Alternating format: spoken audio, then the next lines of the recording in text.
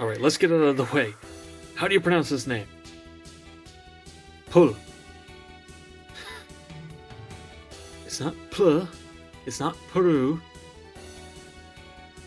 I suppose technically Peru is not wrong, but pull. Pull too.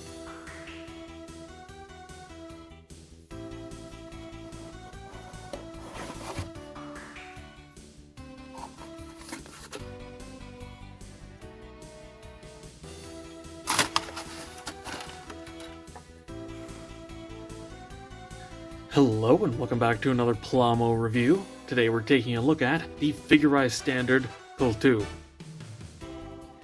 And starting off as always with the articulation, the head is on a ball joint. At least on this head, these are actually on a slight front to back hinge up inside the hair, so they can get a little bit out of the way. The top of the neck is on a side to side hinge, which honestly doesn't move a lot, but it is a little bit of an extra articulation to have there. And the base of the neck is another ball joint. The shoulder is a ball joint and an outwards facing hinge. You get just about 90 degrees out to the side, though if you turn the arm sideways you can get much higher. Also, if you were wondering, that is actually a seam line in the parts and not a gap. There is a bicep rotation, though it does break the sculpt. I do kind of wish they had thought of some way to like have that up just at the top here so that it didn't break that line, but it's okay, I guess. Elbow is a single joint for just over 90, though you could get a little bit more if you bring the joint out a little bit on the pegs.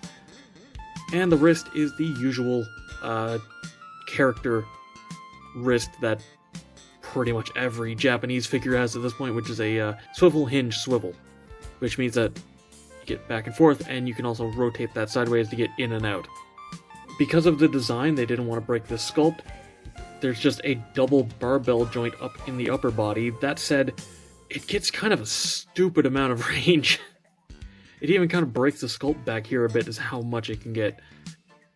The hips are on a shifting hinge joint, and then a ball joint on that. So they're not really limited by anything other than the sculpt, and even then you can kind of get around the sculpt a little bit too.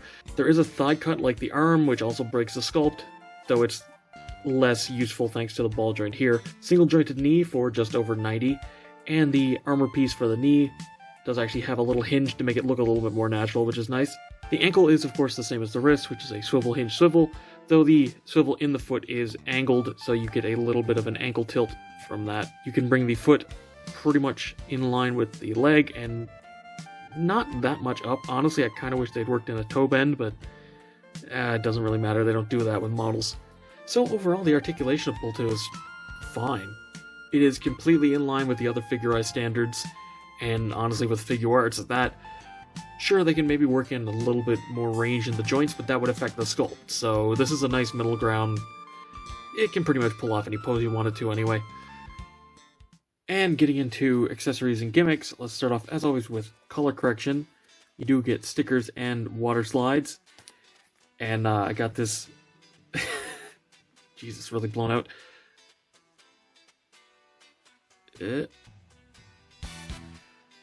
This note was in this bag, which the tampoed face was in, so I guess they're doing that in China. Anyway, let's get these out.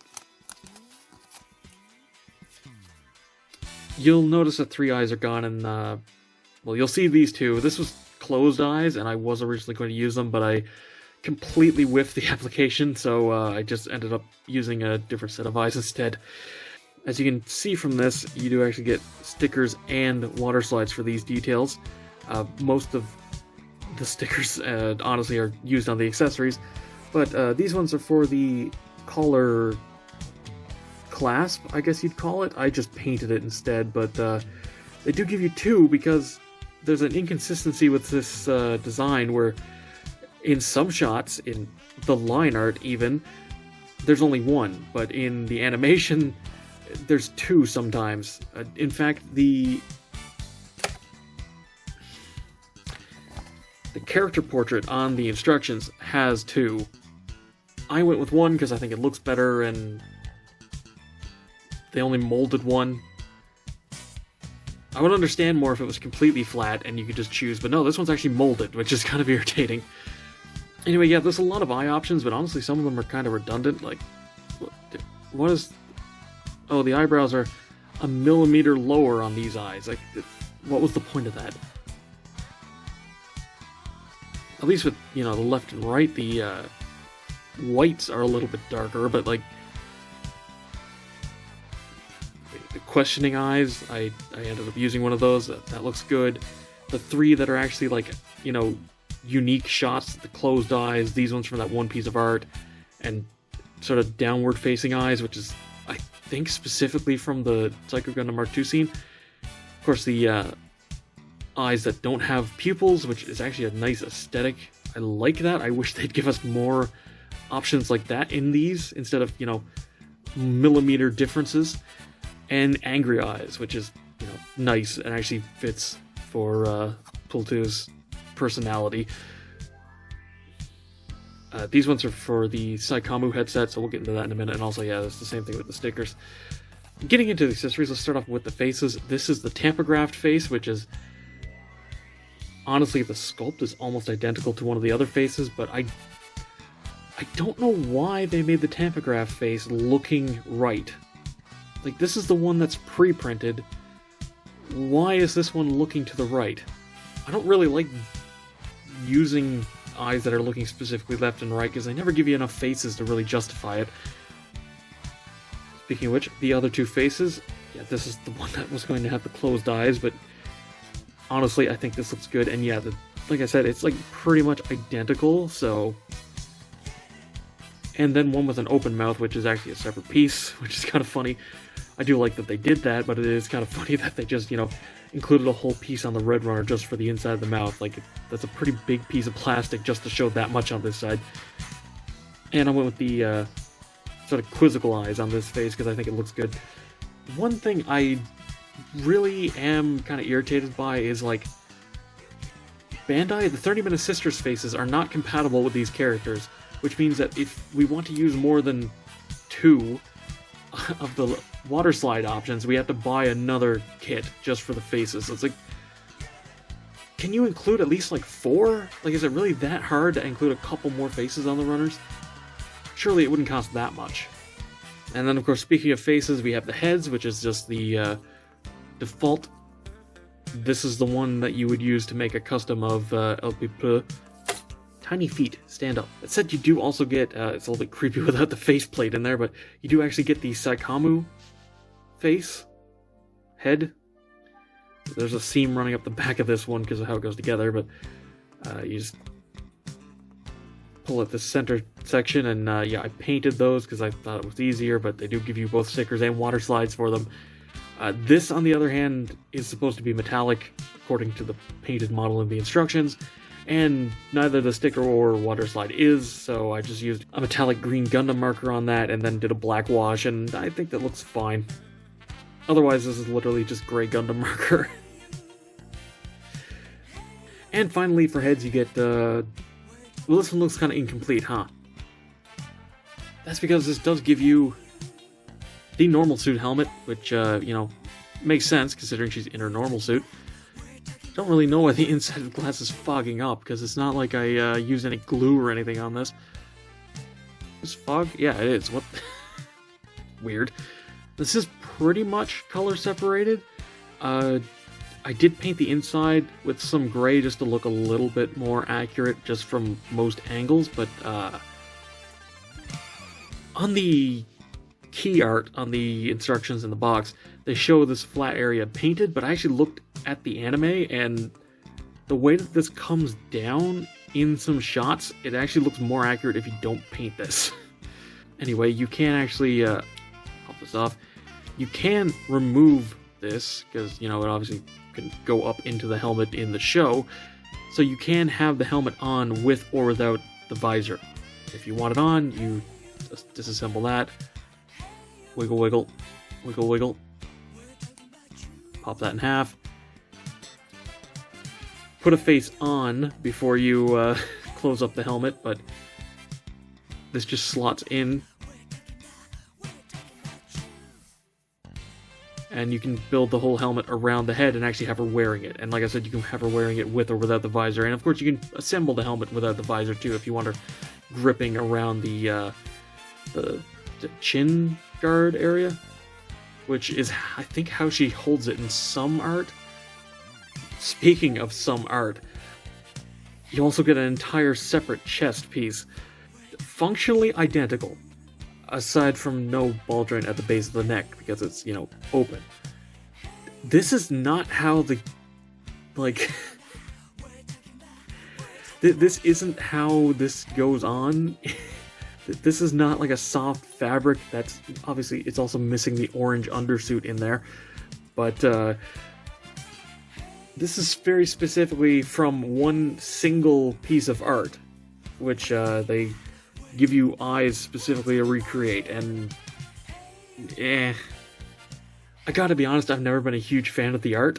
I don't really think that it captures her character very well.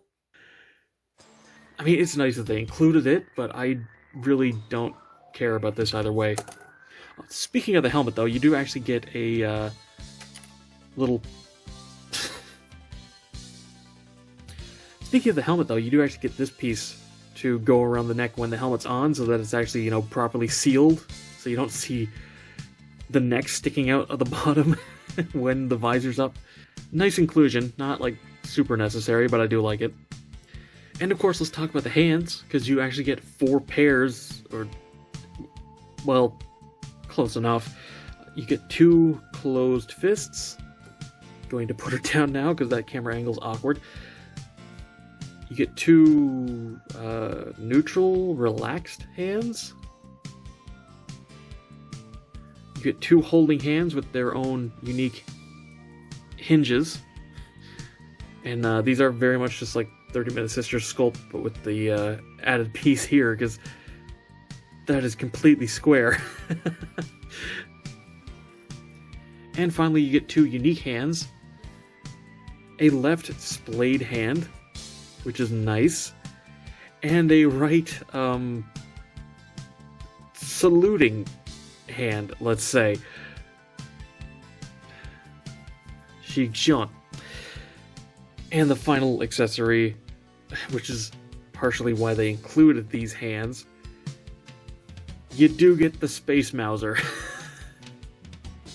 And yeah, this is on the same runner as the undersuit and needs to be painted completely black. It's held, gonna be a liar out of me, it normally falls right out, but now it doesn't want to because it's on camera, of course.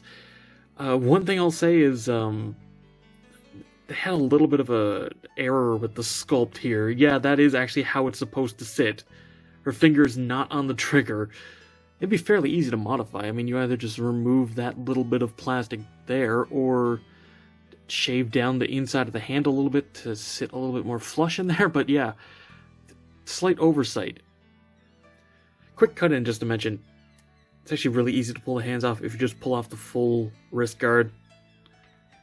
It's just sized enough that you can pull this out by pulling it off.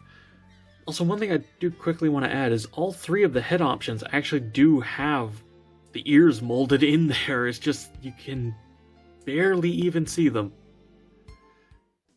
Also, I do just want to point out real quick, they do at least mention the Queen Mantha. Maybe we'll actually get a high grade within the next 5 years. I will say, though, one theory suggests she's a clone of LP Pearl, but it is not certain whether it's true or not.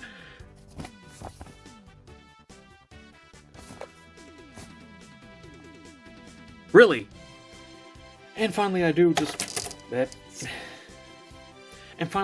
want to mention, this just straight up reuses the 30-Minute Sisters style joint. So you get a lot of spare wrists. In fact, if you wanted to, you could give every single individual hand its own set of wrists. So honestly, I kind of prefer these having, you know, backups. Because I've heard that Well, I mean, just look at them. These are definitely going to break at some point. And as for a quick size comparison, maybe a little bit big, but honestly, let's see. Let's get Momotaro's in here. Like, maybe a little bit taller than she should be, but short enough that I'm okay with it. Honestly, I don't think they could have made her any smaller as a model kit anyway, so I'm not really going to complain.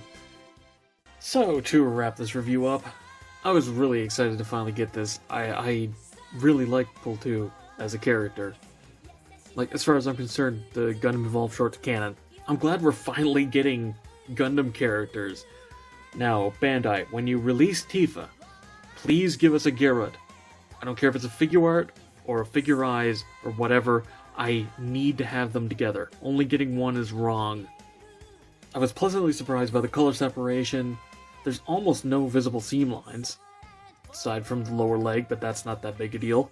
And the articulation's engineered around the sculpt, so no matter what pose you put her in, it doesn't really break anything.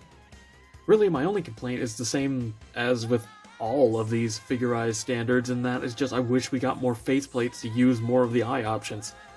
8 hands is plenty, we actually get the Mauser, which is good. 3 different head options, including being able to hold the helmet without wearing it. 2 different upper torsos, which, I mean, I don't really care for the other one, but it is nice to have it. There's really no complaints I have about this. And that's all for this video. Thank you very much for watching. Be sure to let me know what you think down in the comments below. Subscribe and hit the bell to be alerted for future reviews. Come chill in the Discord. Follow me on Twitter, if that's even still around. And consider supporting me on Patreon so I can keep bringing you videos like this. And, as always, until next time, happy building.